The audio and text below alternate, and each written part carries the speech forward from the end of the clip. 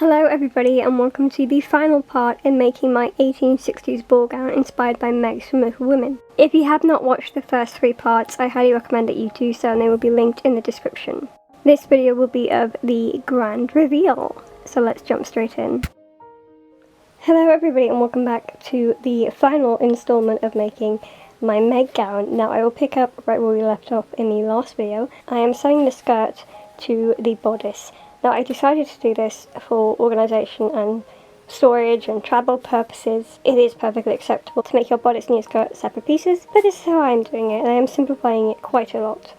But anyway, so as you will remember, in our skirt tutorial I made a placket in my skirt with a snap here. Now there will be a bar or maybe another snap added here to properly close the skirt, but I didn't add this so that I would be able to sew the skirt to the bodice. Now the bodice has a closure on it already, and now I am sewing along the bottom hem of the bodice with the petersham of the skirt, so along this line that I already sewed here. Now don't worry about these raw edges, they will be overlocked. Now I am sewing the skirt to the end of the bodice here and leaving this placket bit unsewn, so open, to be able to close, whereas on this side I'm sewing it right to the edge of the bodice. And now I'm just going to do a running stitch around the whole thing and come back. So just a couple of finishing touches that I'm doing right now. I just hand sewed here, these tiny little stitches on either side. I hand sewed the sash ribbon along the waist. I was going to do these stitches at the back, but I think putting them here along the side seams allows me to pull in the ribbon a bit more around my waist. But I'll just keep it held there quite nicely.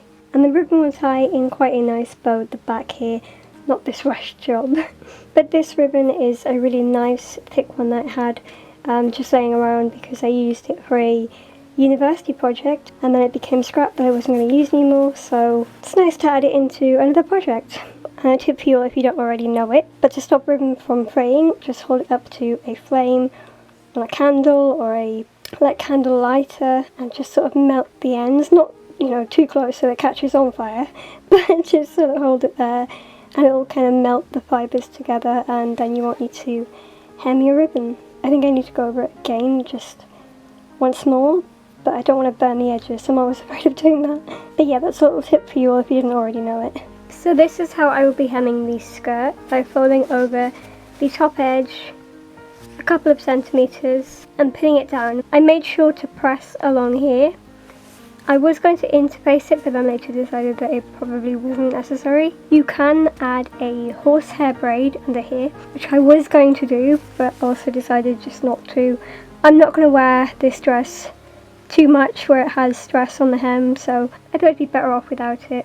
I'll include a clip now of me doing the process on my ironing board.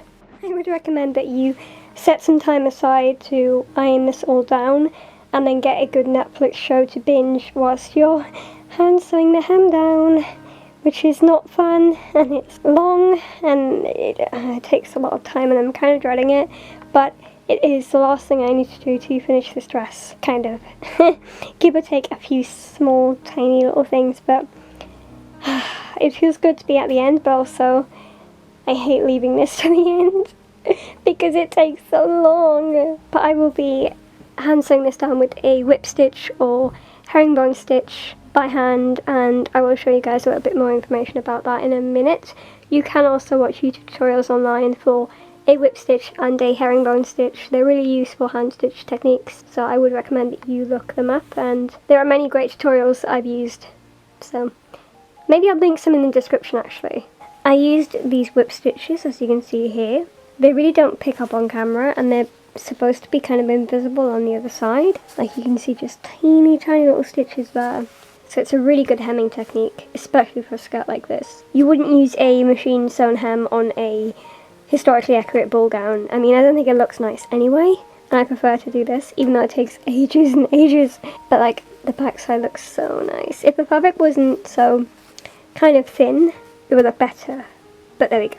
And last but not least, I added my personal little clothing tags, which I love. I got them online and just added my name onto them, but I add those onto sort of every project that I do now. So that's that, and that completes my dress. Now I will say that I do want to add another very small trim along here, But I'm trying to finish this up in a couple of days now, and I am still looking for one that is really, really small and fits the aesthetic of this dress, and I've not had much luck yet, so I'm still looking, but that'll just be added when I find it. And yeah, I mean, I don't have anywhere to wear this dress, but for now I don't think it looks too bad. Like, I don't like the stitch lines here, it does make it look a bit messy, but they will be covered eventually, so for now they will just have to look like that. Other than that, this thing is done. I've definitely learned a lot from making this that I can use in future projects. That it's quite exciting. I like that a project will give me that, you know, even though you make mistakes, you learn and carry on. But I have enjoyed it. I think it's turned out quite pretty. I mean, maybe a little bit sickly and sweet, but I think it's quite pretty. The last thing I'm adding is these cute little pink gloves that I found on eBay.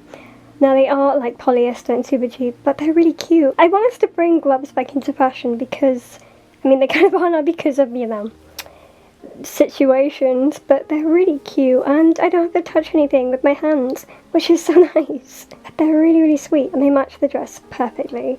Alright, so the final part of this costume, and probably the ending of this video, before the grand reveal, is the wig. Now, I know this wig looks a little bit busted, but it is a really old wig that I'm just using for Meg because I was going to get rid of it otherwise, and it has this really nice kind of grown out fringe look to it, which works perfectly. So I'm keeping it for these pictures, but other than that, yeah, I'm not going to use it again, so I'm okay with using a cheap wig. Plus, sometimes a cheap wig can look pretty nice. But anyway, I can't really style this wig into the big kind of 1860s updo that she has, so I've just left this little bit here because she has this little curl that falls onto her shoulder, and then I just have a little tiny bun at the back there, like a ballerina bun. This was from eBay, and I got it to go with some of my 1940s outfits, but it fits really nicely with this. And then I used some of that sheer ribbon that I had left over to just add something extra to it. I don't know where this wig was from, but it was like 10, 12, 15 pounds.